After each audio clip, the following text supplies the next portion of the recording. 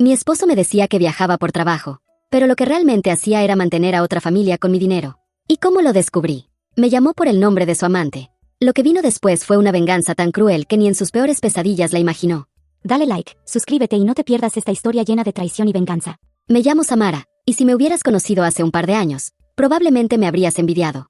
Tenía lo que muchos consideran el paquete completo: un matrimonio estable, un negocio propio que florecía más rápido que las plantas que jamás cuidé, y un marido que todo el mundo describía como un hombre ejemplar. Claro, ejemplar en manipulación, porque resulta que yo no tenía un marido, tenía un actor de novela con doble vida y libreto oculto. Gael, mi esposo, tenía esa apariencia que engaña hasta al más escéptico. Educado, amable, trabajador.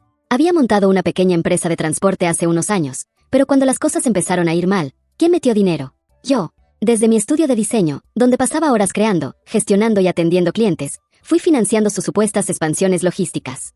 Qué romántico, ¿no? Una esposa apoyando a su esposo. Ingenua yo, pensando que era para nuestro futuro. Lo que no sabía era que estaba invirtiendo en mi propia ruina. Gael viajaba constantemente. Cada semana era un destino nuevo: Monterrey, Querétaro, Tijuana, y yo, creyéndome la esposa moderna que entiende las exigencias del trabajo.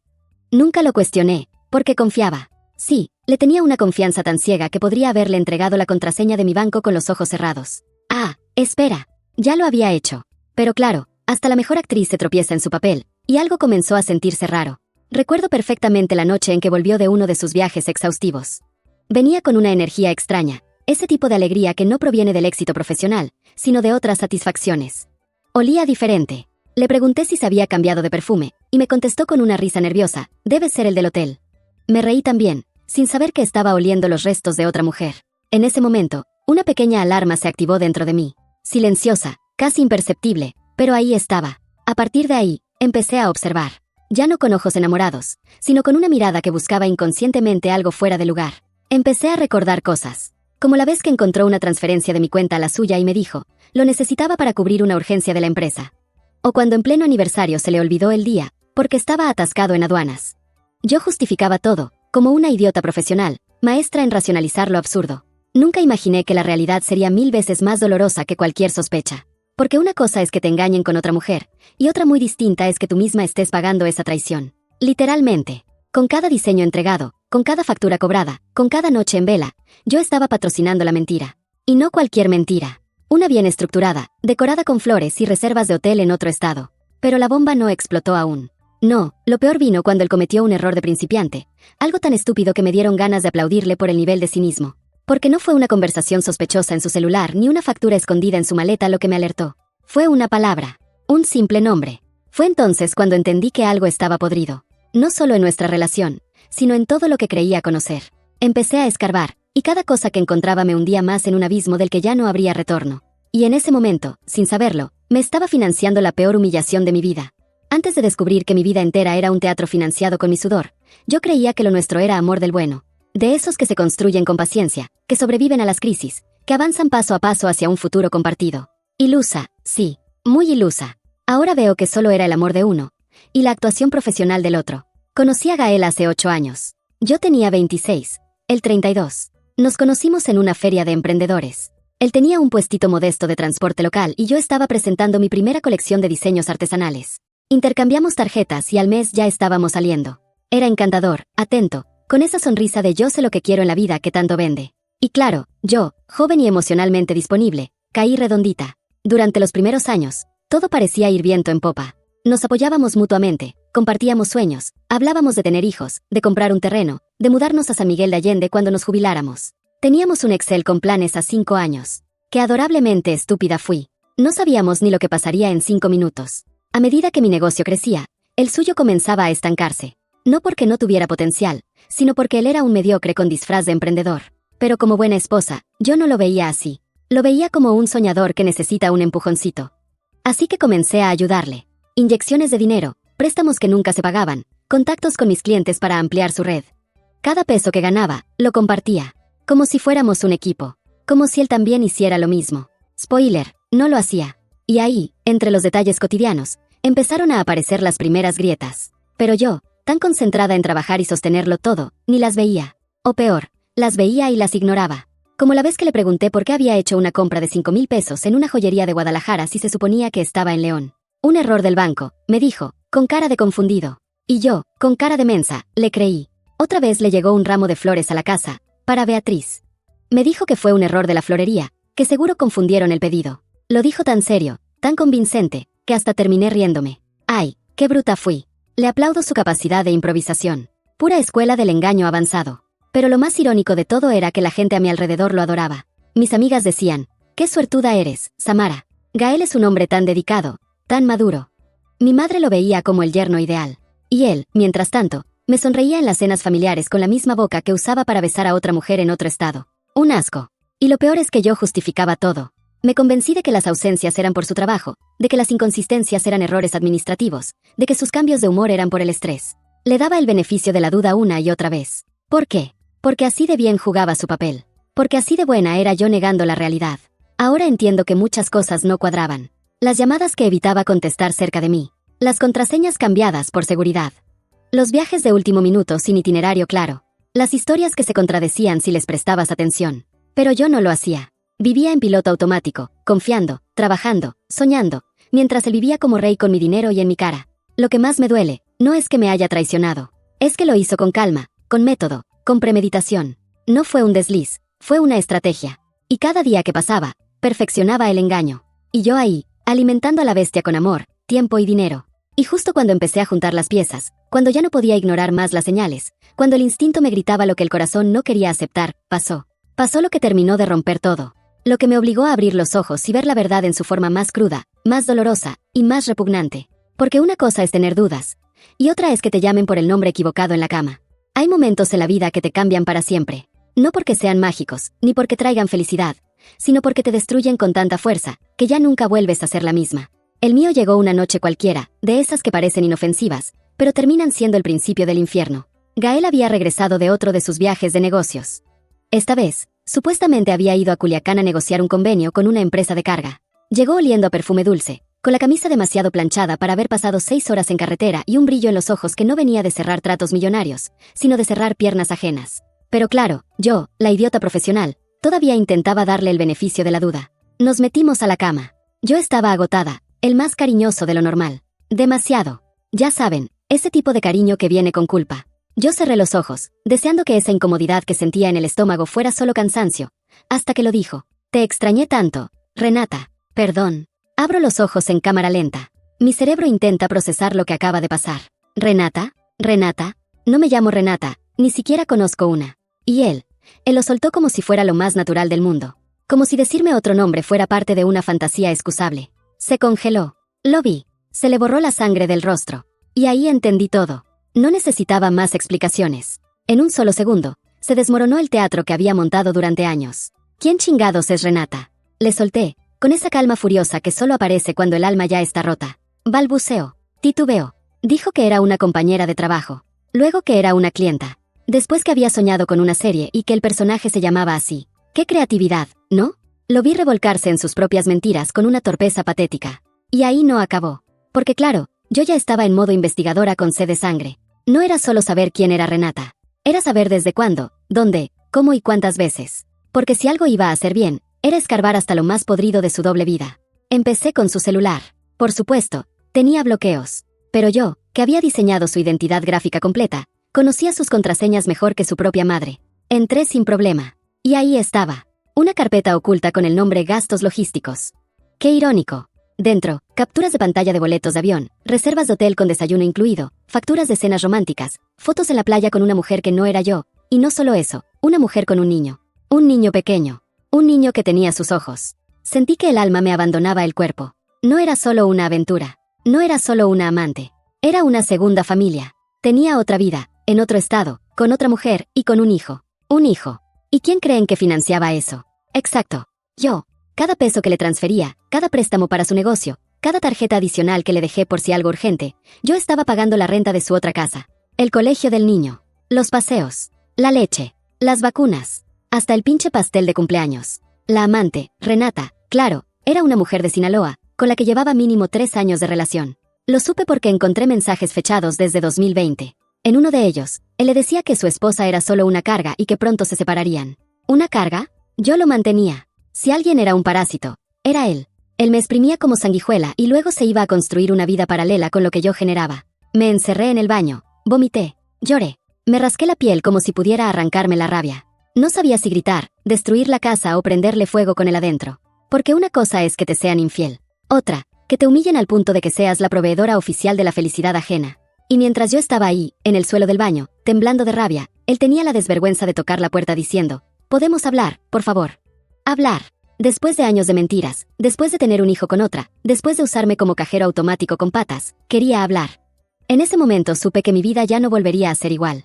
Y también supe que iba a vengarme. No solo por mí. Por cada noche que lloré mientras él dormía con otra. Por cada centavo que invertí en una mentira. Por cada abrazo falso, cada te amo envenenado, cada promesa podrida. Iba a hacerle pagar. No con gritos. No con reclamos. No con drama barato. Con estrategia. Con precisión. Con una venganza que le quemara hasta el alma. Dicen que el dolor te cambia, pero la traición te muta. No volví a ser la misma desde esa noche. Algo se quebró en mí, y, en lugar de intentar repararlo, decidí afilarlo. Gael pensó que me había derrumbado. Que después del vómito, el llanto y el encierro, me resignaría a vivir en esa farsa como muchas lo hacen. Pero cometió el peor error de su vida, pensar que me había destruido, cuando lo que hizo fue despertarme. Pasé días sin hablarle. No hubo gritos ni confrontaciones escandalosas. Nada de eso. Solo silencio. Un silencio quirúrgico que lo enloquecía. Me miraba con miedo, como si ya supiera que algo estaba por venir. Y estaba en lo cierto. Mi primer paso fue hacerle creer que todo estaba bien. Que estaba en shock, sí, pero que lo estaba procesando con madurez. Le dije que necesitaba espacio, que prefería no hablar del tema hasta estar más calmada. Él, por supuesto, lo agradeció. El cobarde respiró aliviado creyendo que tal vez podría manipularme una vez más. Que me quedaría por la familia, por lo construido, por el amor. Pobrecito, aún no sabía que ya estaba caminando directo a su tumba emocional. Mientras tanto, activé mi modo ejecutiva sin escrúpulos. Revisé cada cuenta bancaria, cada tarjeta, cada préstamo. Yo era dueña del negocio. Él solo era el director comercial porque yo lo permitía. La empresa estaba a mi nombre, los activos también. Y gracias a sus múltiples idioteces, nunca me pidió participar legalmente. Error número 2. Cambié todas las contraseñas bancarias. Cancelé tarjetas secundarias. Bloqueé sus accesos a la nube de la empresa. Hice transferencias discretas a una nueva cuenta solo mía, donde empecé a acumular el capital de escape.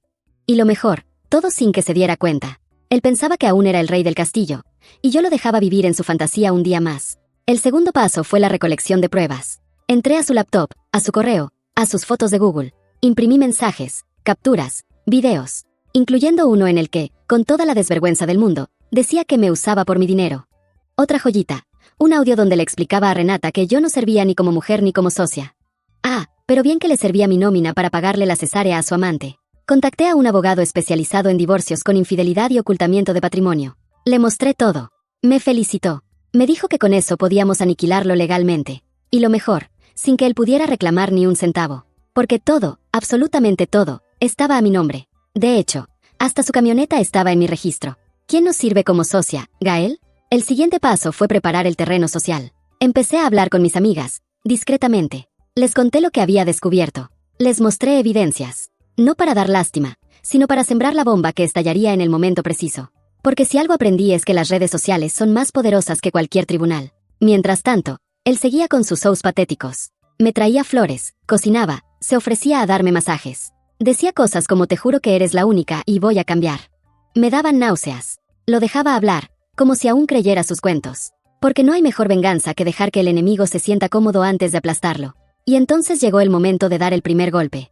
Le dije que necesitaba un descanso, que me iría una semana a casa de una amiga para pensar, que lo mejor era que él también se tomara unos días en otra parte, que ambos respiráramos. Él, feliz, se fue con su amante, convencido de que me tenía bajo control. Ese mismo día, fui a casa de Renata. Sí, la otra. Sabía dónde vivía porque él mismo me lo dejó ver en una factura.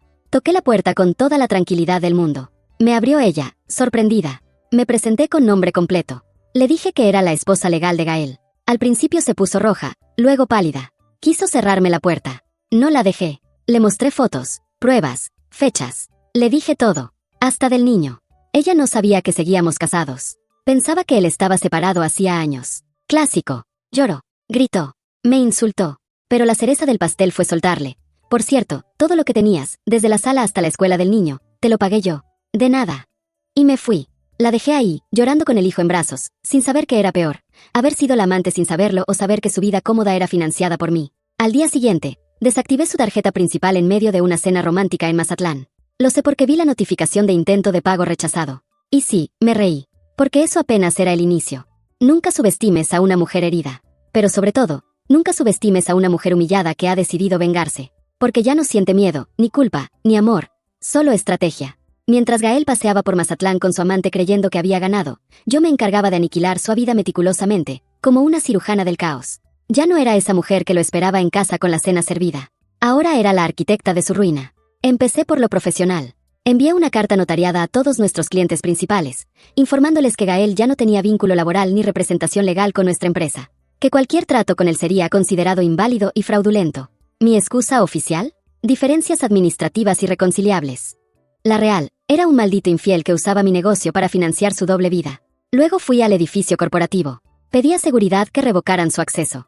Lo eliminaron del sistema como quien borra spam. También llamé al contador y le pedí que me preparara la liquidación legal, con 0 indemnización. Porque sí, había pruebas de mala gestión y desvío de fondos personales. Todo documentado. ¿Sabes qué tan rápido cae un hombre cuando le quitas el dinero? En picada libre. Pero eso no fue todo. Entré a su oficina. Saqué todas sus pertenencias personales. Fotos, plumas, premios que se había adjudicado como si fueran suyos. Guardé todo en una caja de cartón, y la mandé por paquetería, al domicilio de su amante. Porque si iban a vivir juntos, qué mejor que empezar con la basura que él acumuló conmigo. Luego, vino el golpe social. ¿Recuerdas a esas amigas a las que les conté mi historia? Les pedí que compartieran una publicación muy especial.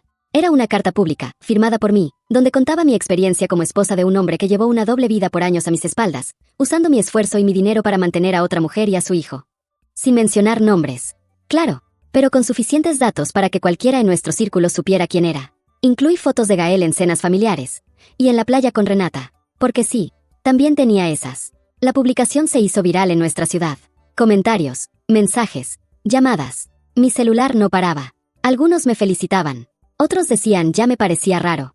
Incluso una exnovia suya me escribió diciendo que él siempre había sido así. Y él. Bueno, Gael intentó contactarme como un loco. Llamadas, mensajes, correos. No puedo creer que me hiciste esto, decía. Como si él no hubiera empezado. Y entonces, el gran final. Esperé a que volviera de su viajecito.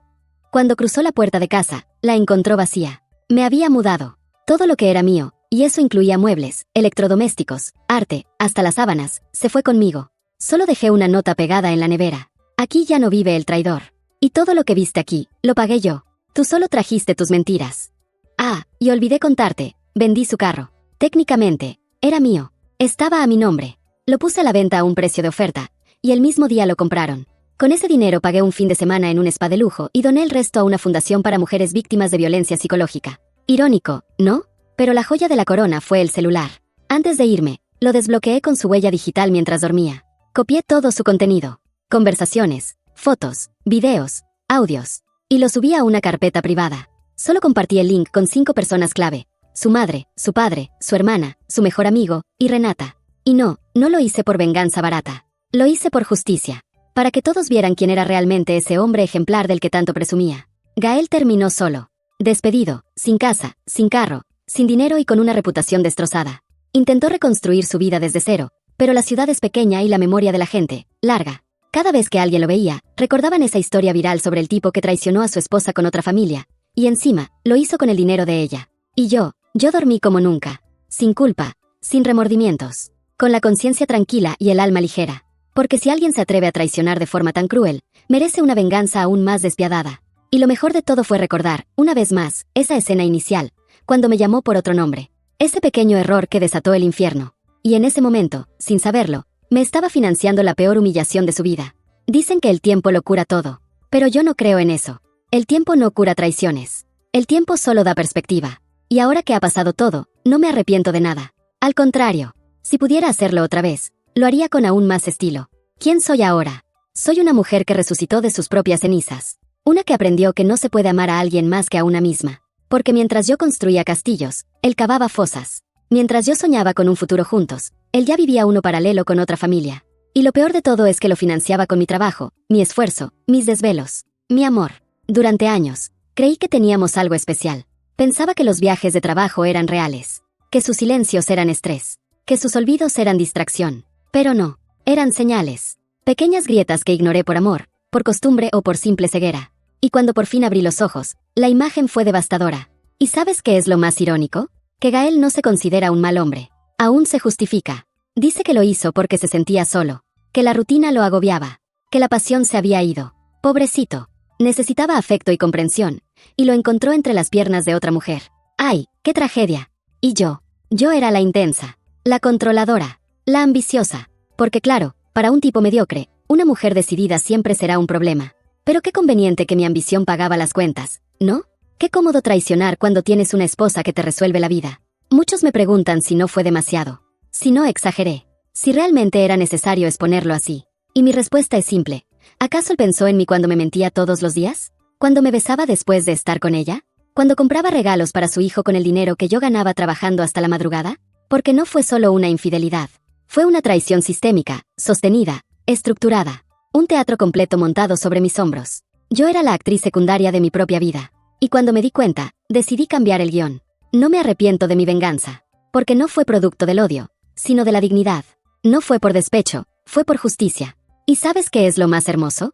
Que no necesité levantar un dedo. Solo hice que se enfrentara al monstruo que él mismo creó. Yo solo encendí la luz. Hoy vivo en paz. No porque lo haya olvidado, sino porque me liberé. Porque entendí que el peor error no fue confiar en él, sino haberme olvidado de mí. Ahora miro al espejo y veo a una mujer que no solo sobrevivió, sino que venció. Y no estoy buscando aprobación. Porque no necesito que nadie me aplauda. Pero sí quiero saber qué piensan ustedes. ¿Fui una exagerada? ¿Me pasé de cruel? ¿O simplemente apliqué la misma dosis de veneno que me dieron? Déjenme sus comentarios. Quiero leerlos todos, incluso los que me critiquen. Porque no estoy aquí para ser la víctima perfecta.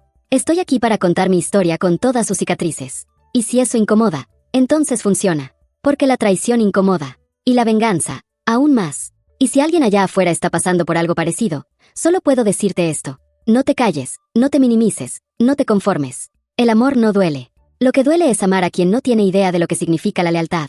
Gracias por leerme. Gracias por acompañarme en este viaje tan jodido como liberador. Si te gustó este contenido, no olvides darle like, comentar y compartir con tus amigos. Suscríbete al canal para estar al tanto de todas las novedades y no perder ninguna publicación. Agradecemos tu apoyo y esperamos verte en el próximo video.